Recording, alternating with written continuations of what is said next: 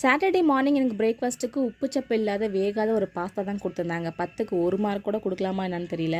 And லஞ்சுக்கு சாம்பாரும் beans பொரியலும் இருந்துச்சு.